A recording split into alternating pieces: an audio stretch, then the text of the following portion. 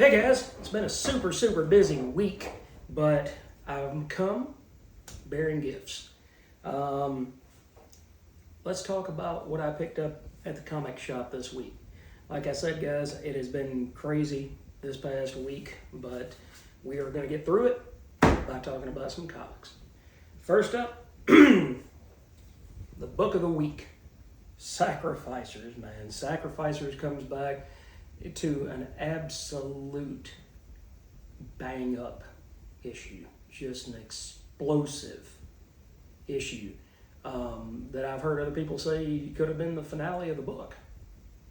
It felt like it, but as you see here, it will always be the same. Part 1 of 6. So we're starting a new story arc. I'm not going to really dig into the artwork and stuff as much this week because I've just got so much to cover and so many things to do outside of here. But Max Famara is back as artist, and you have the story, the continuing story of Pigeon, who is taking on this god of the sun, who just is so full of hatred, so full of anger towards his brother, towards Pigeon, towards even his daughter. He loves his daughter and he wants her to come back into the fold, but he's willing to destroy her if he must. And so on this page, you wanted a war with a god, little bird, you shall have it. And in the end, Pigeon triumphs. But at what cost? It's probably because I've got so much going on in my personal life, but one of these pages, as I was reading it, I broke down. It just hits you so much about what these characters have gone through, especially Pigeon.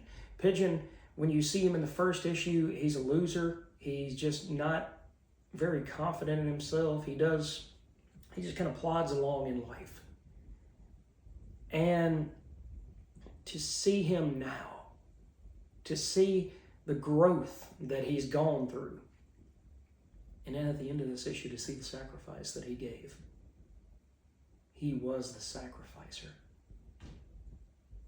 He gave everything he had to create a better world for everybody. And that is why this is the book of the week. But coming in at a close second is Transformers 25 by Robert Kirkman, new artist Dan Mora, and Mike Spicer and Russ Wooten.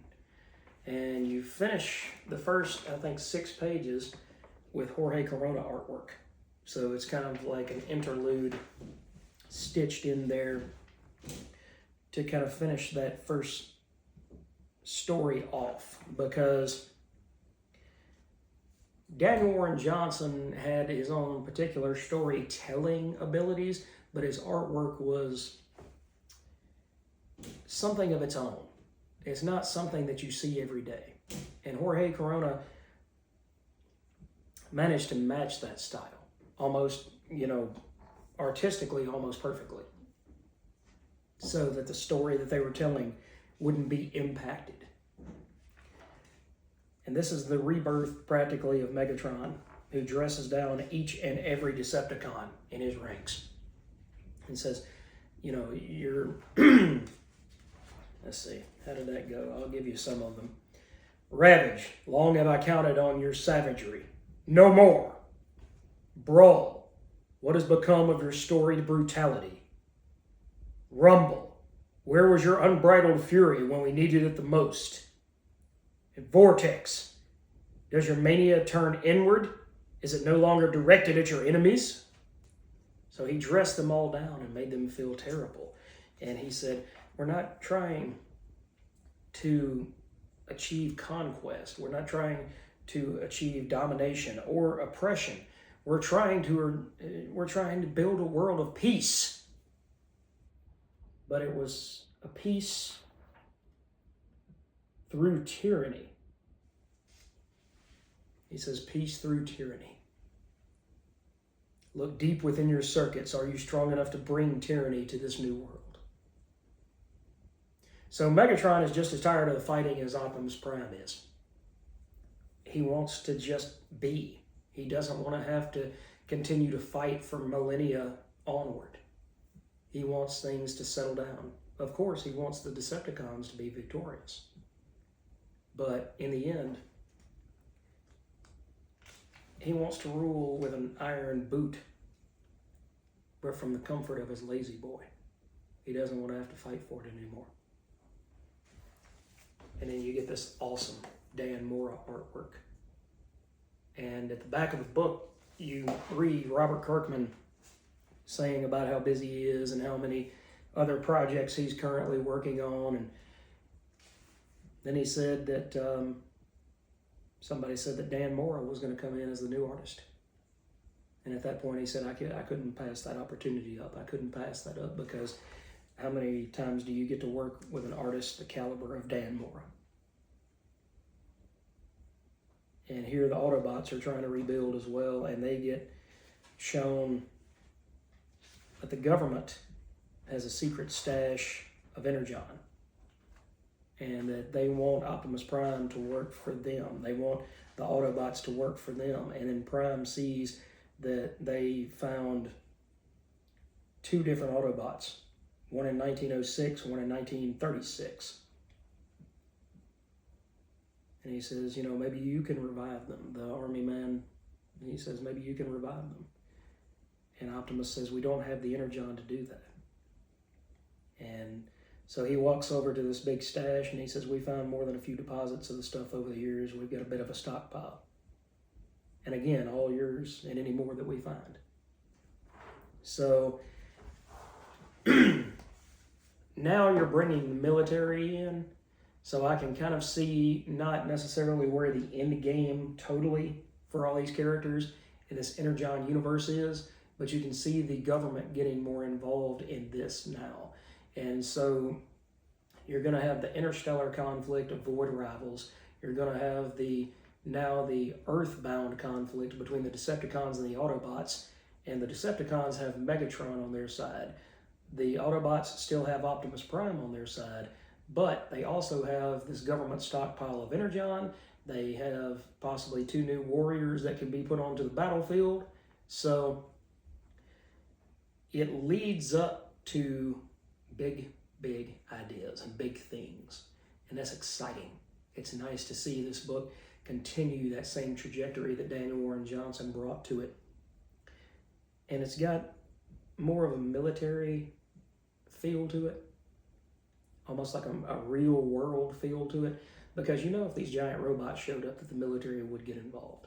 They may not be able to put them down, but they would start a dialogue with the Autobots and with the Decepticons as much as that's possible.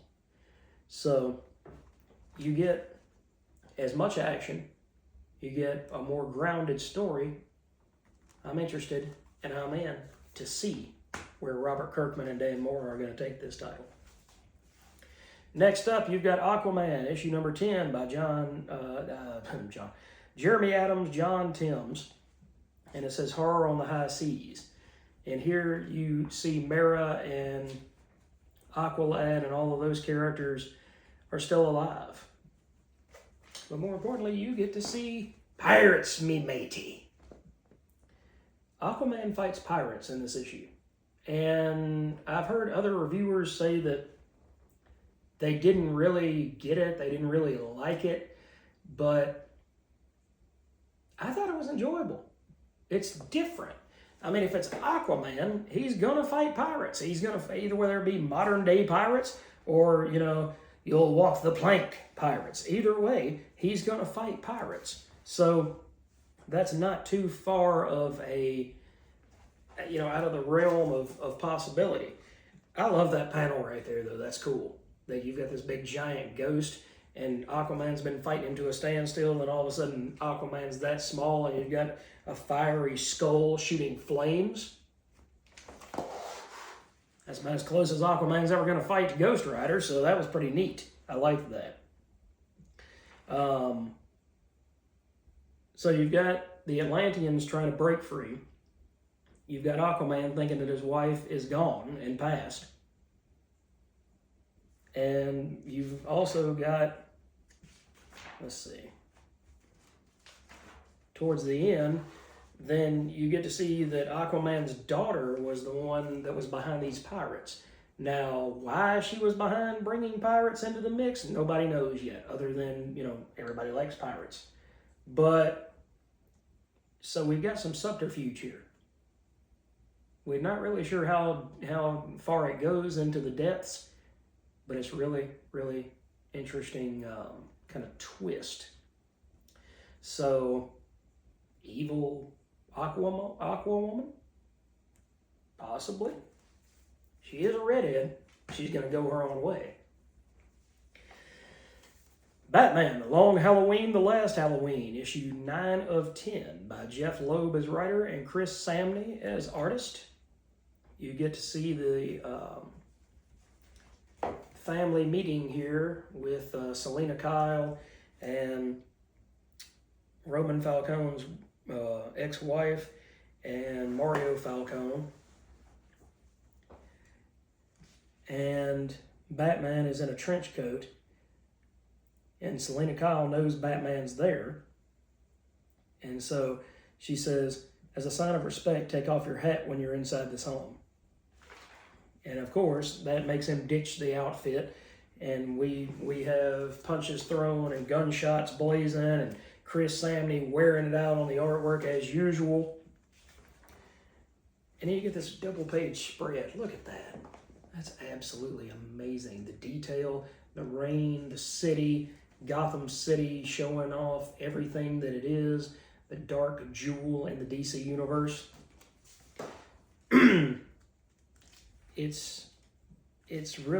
It's got an energy that a lot of times I don't know that the newer writers and artists of the current generation can really match that, because the longer that you write and the more life experiences you go through, losing a spouse, getting married, having kids, all of these things have the potential to make you a better writer. And if you're 18 or 19, you've probably not done that before. Or at least not all of those things. But as you get older, then those things, they tend to simmer like a fine wine.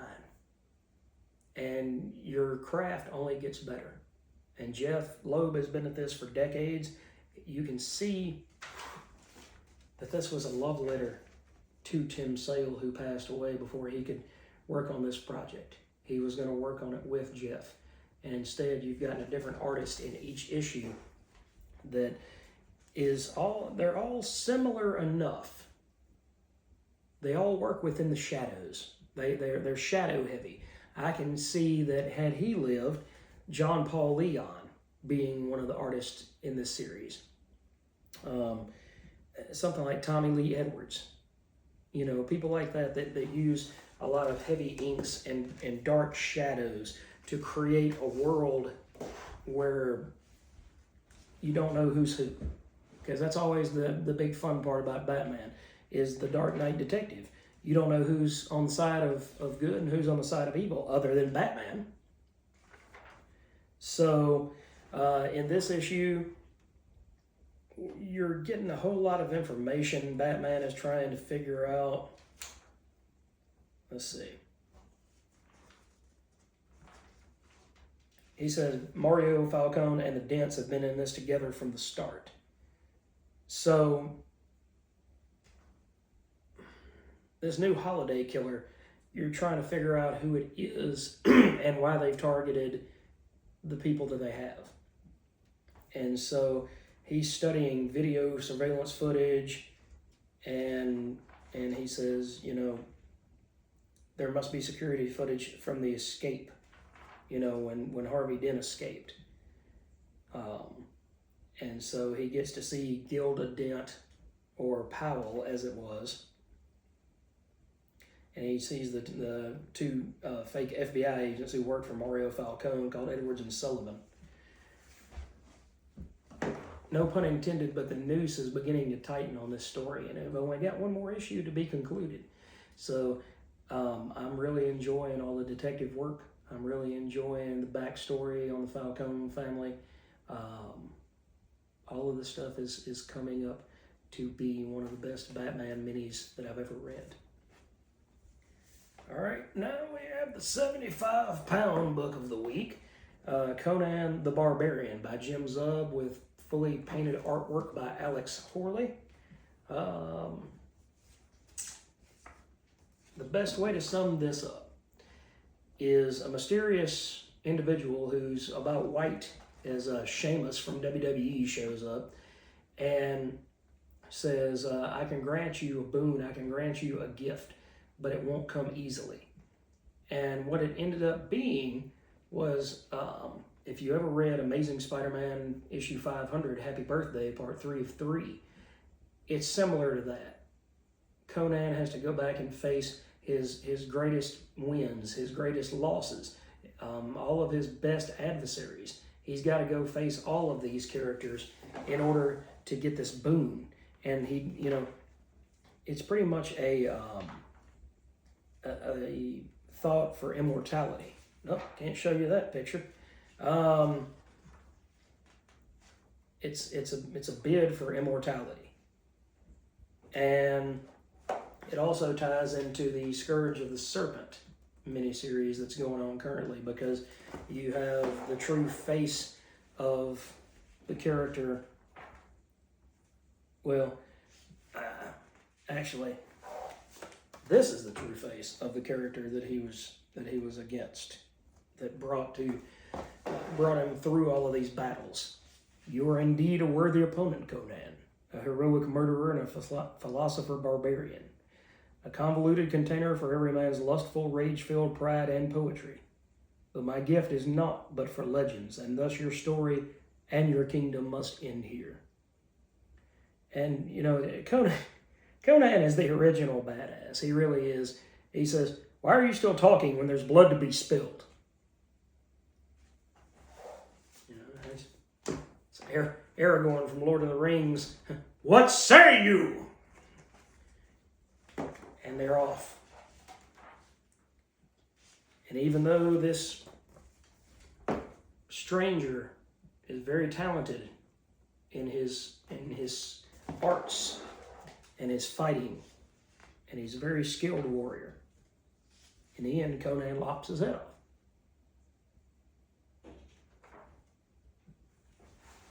And what's funny is Conan couldn't have known, but the stranger spoke of immortality. He didn't necessarily mean Conan to live forever. There are other ways to be immortal. The stories, they don't die.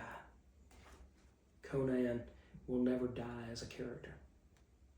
He may wane in popularity, but his stories are so raw and brutal and truthful that Conan as a character will never, never go away. And I hope Jim Zub never quits writing him. Everything Dead and Dying, issue number 2 by Tate Brombal and Jacob Phillips. You get the backstory of Jack and Luke and how they first met. And then you get these characters that come from far off, and Jack knows that they're there to harm these zombie characters. And they're like, hey, just come out and everything will be fine. And he says, my name is Jack Chandler, leave me and my family alone.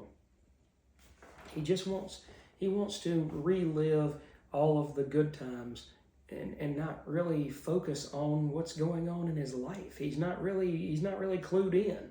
He still thinks that there's some way that maybe he can save his husband and his daughter. He thinks that there might be some way that it could be repaired. And these other folks, they don't see it that way. So Luke decides he's just going to jump out a window. you know, because zombies do weird things. And so he pulls him back in. He says, I've got you. I've got you. And this kind of Carol-looking woman here says, wait, he's living with the dead? So something happens at the end of this, and Jack is about to go John Wick on these folks. So that was an entertaining episode of that. All right, we got McCraith dying on the cover of Falling in Love on the Path to Hell, issue 10. This is by Jerry Duggan, Gary Brown, and McCraith has stolen this thing for the Caledonian. It's a stone. It's kind of like it looks like part of Stonehenge or something like that, and he's stolen it for the Caledonian because the Caledonian says, "I can get us out of here. I know how to create a portal to get us out of here." Meanwhile, Mohan has captured Asuka, I believe was her name, and he actually used her old lover, who was also a samurai. Well, he loved her, but she didn't love him. So let's put it that way. But used her old lover that was in love with her to capture her. Meanwhile, McCraith is doing everything that he can to try to get her back. And Mohan says, we're all monsters here. And right now, monsters lurk close to your samurai. She's one of the fiercest warriors on the island, yet I think something changed from when I found you both on the bleached bones. So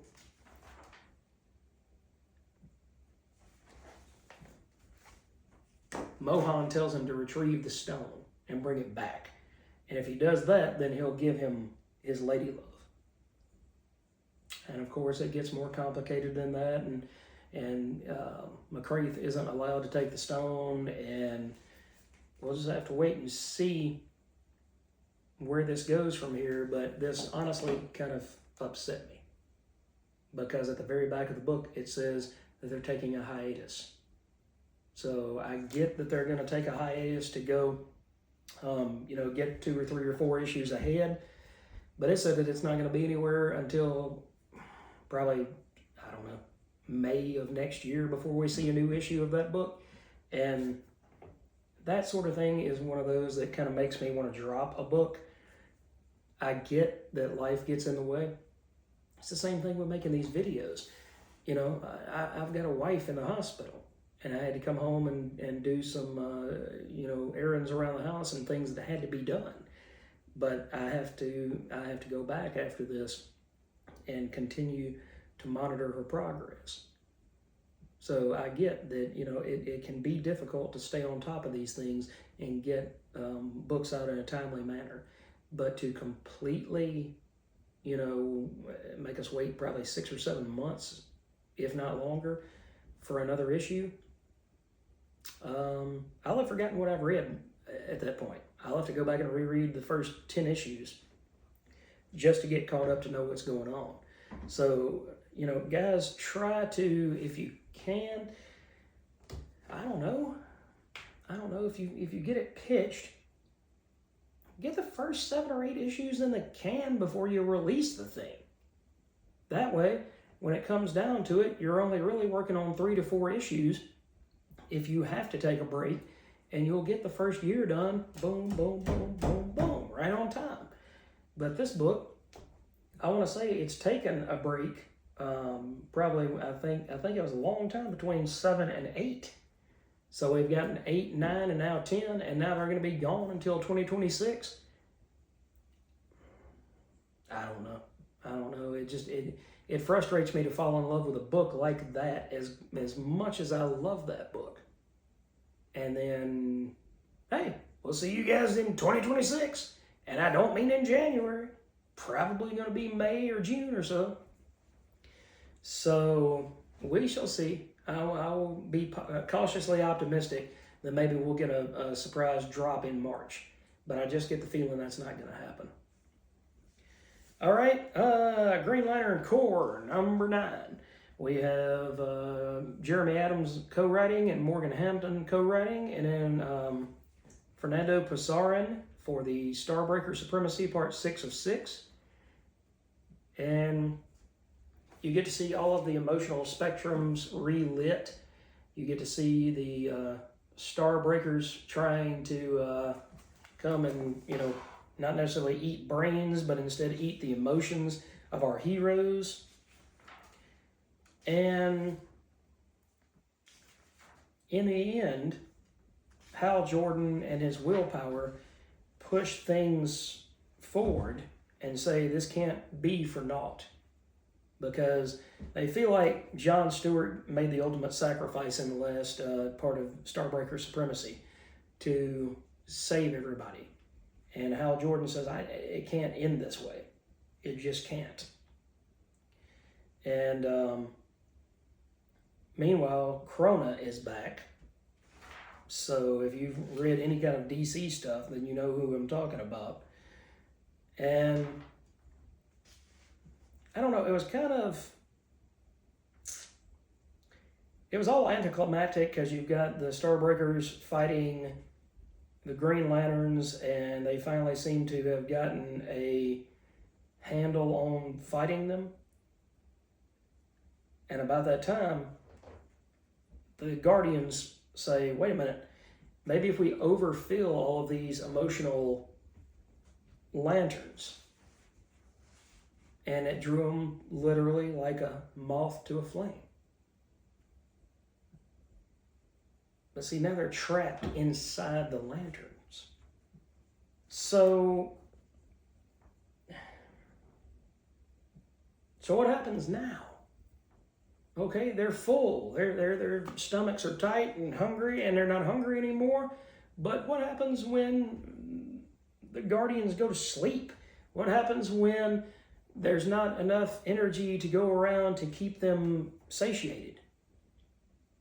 I'm not saying you have to kill them. I'm not saying that. But to really just kind of have them walk into oblivion and then, we'll just trap them in the big giant lanterns until we need a plot device. That seemed a little bit contrived. Maybe it's just me. Maybe I'm the only one that sees it that way. But if you read that book, let me know what you thought about Green Lantern Corps. All right, guys, we're getting down to the nitty gritty here.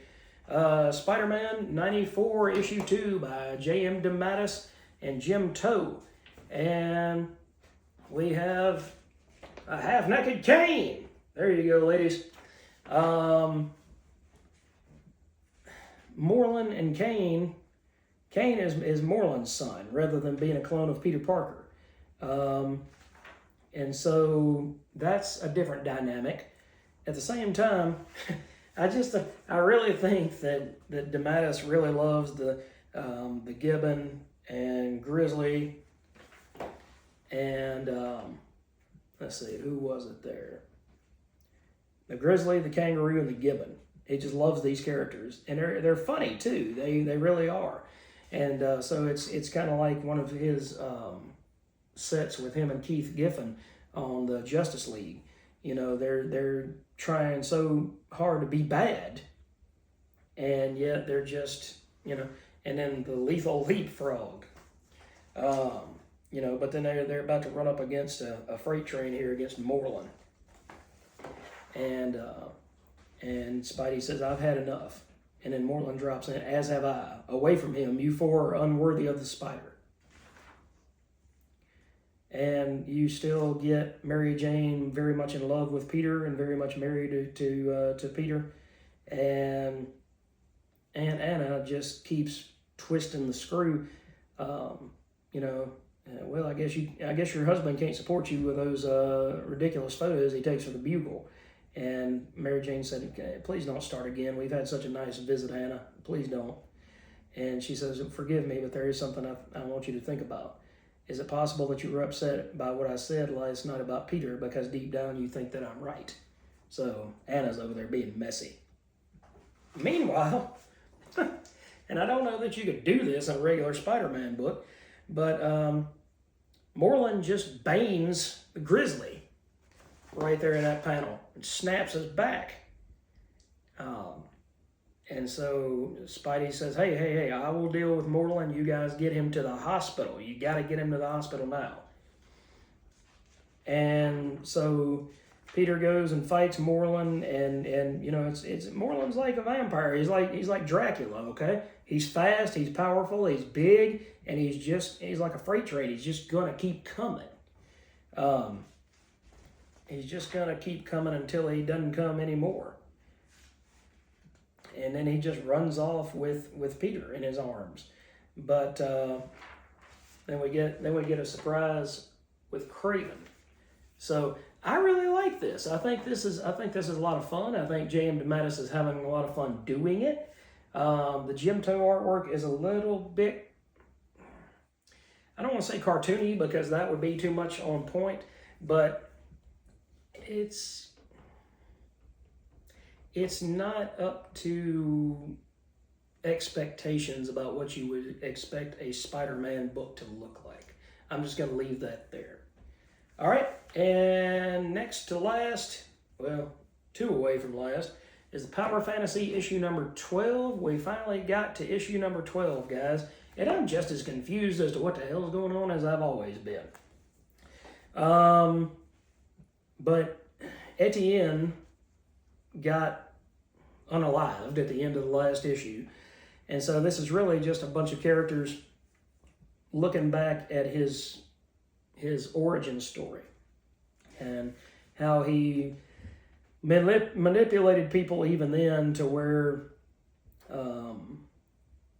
you know, he did what he had to do to survive and to live. And he ended up, in 1952, he's set up. And the nurse says, oh, this is a miracle. And he said, that's close enough. You don't need to tell me my family didn't survive the car crash. I heard you say it when I was asleep.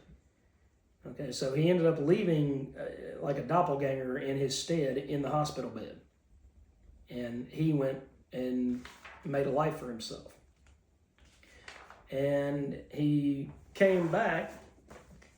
So you thought he was dead, but instead he came back as a younger man with the same kind of look.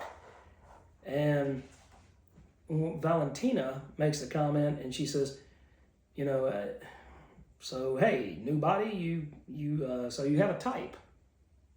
And he says, you know, I didn't spend years in a hospital bed rather than hide the fact, or I spent years in a hospital bed rather than hide the fact. He says, I'm a black man. And she responds with, it had been easier for you not to be. And he says, my utilitarianism presupposes that the world is worth saving. It would be a mistake to make me question that assumption at this point. And so he's saying, look, I'm kind of on the ledge because they killed me and now I'm back. I'm kind of on the ledge with my thought process as to whether or not I should actually save these people. Don't make me question that. Please don't. That's not going to end well for anybody. This is a head trip of a book. It is one that you really have to sit there and think about. So I read it first, even though it's near the bottom of the pile. I read it first, and it was an interesting read, just as all the other ones have been. And like I said, it's very confusing. It's an intellectual's book, and I don't know that I have the brain power to follow something like that anymore. But I've got a little bit of time as I'm trying to work on my comic book room. So if I got all 12 issues together, I'll sit down and, you know, it might still take me 2 days to go back and reread everything and kind of make notes and get an idea of exactly what's going on. But I'm intrigued enough by it that I'm going to come back for issue 13, and we shall see what happens then. And that's the last of the new books I'm going to talk about in this video, but I do want to say that I picked up the facsimile edition of Fantastic Four number 10 with an evil Reed Richards. And I'm going to do a video on that for the Greatest Hits video series. So we'll do that in a different video. And I really like these big giant tabloid books, the collector series, reprint, facsimiles, whatever you want to call it, that DC has been doing. and this one is based on the House of Mystery. So you've got a bunch of creators. This was back in the 70s. Let's see. You've got Bob Haney, Bob Kanigher, Howie Post, Neil Adams, Gil Kane, Jack Olick, Steve Skeets, and Joe Orlando. So this is, this was an oversized book that highlighted the House of Mystery, and it's really, really cool, man. It's got, what did it say? Supersized pinup of our haunting host, how to draw a haunted house. On the back cover here, it looks like you've got a tabletop diorama that you could create. I wouldn't recommend taking it out of this book, but it's just really cool to see DC interacting with things like this, because these treasury editions, they're hard to store, but they're a treasure trove of things that you just don't see in the industry anymore. And by the way, I did manage to snag a used copy of this Phantom Stranger. It was issue number 35. It's got an awesome Jim Aparo cover on it. Unfortunately, Jim had moved on from doing art duties by this point in the book. And I did also find these 3 issues of Wizard. So check out this giant year-ender blockbuster. It was number 77 from January 1998 with a Simon Bisley Batman cover. Wizard all the way back to issue number 16, man. The old gatefold covers with Pitt and the Max on the cover. The good old days of Wizard. So I'm relishing going back and rereading the stories that they were talking about there. What were they talking about? Dale Keown interview, X-Trader, the assassin revealed, and it had a DC poster free inside, but I don't have that poster. And last but not least, we have this really scary looking Jay Lee Chapel cover from issue number 21, and that's from May of 1993. So you get the Youngblood strike file on the inside of it. So maybe we'll talk about that in a Wizard retrospect video like I've done before. So anyway, guys, thank you for joining me. Thank you for going on this journey with me. Like I said, I am doing my best to continue to bring you new videos each and every day. But in the meantime, if I should miss a day, just go back and look through the almost 700 videos that I've done over the last year, almost 2, and find something new to watch. Find something that maybe you missed before. You put it on your watch later list for a while back, and then you forgot about it. So, like I said, thanks for always supporting me. Thanks for being here, guys. And I've got more videos coming up. So have a wonderful, wonderful comic book day. Let me know what you picked up and what you're reading in the comments, and I'll catch you guys in the next video.